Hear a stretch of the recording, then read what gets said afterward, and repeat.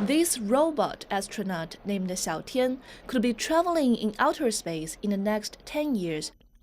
It can move similarly to people and help astronauts do maintenance work on space stations. It can also do spacewalks.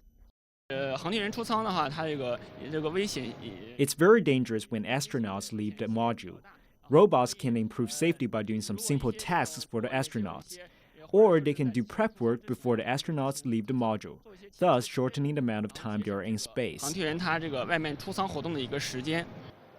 Han said using robots in space mission is a future global trend. I think they will continue working on challenges like adapting robots to a space environment and their communication with astronauts and engineers on the ground.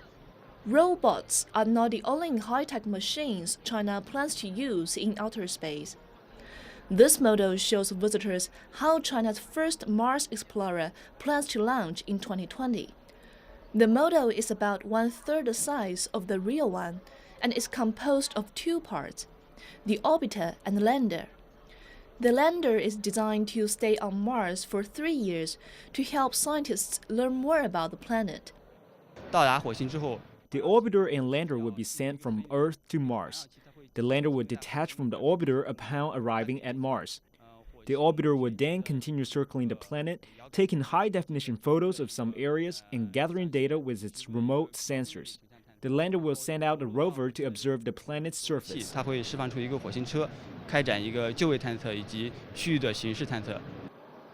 Niu said the successful launch of the Explorer will help China compete with the US and other developed countries in Mars exploration. Meanwhile, the Long March 6 rocket that successfully sent 20 satellites into space in September has won the top innovation prize at this year's China International Industry Fair.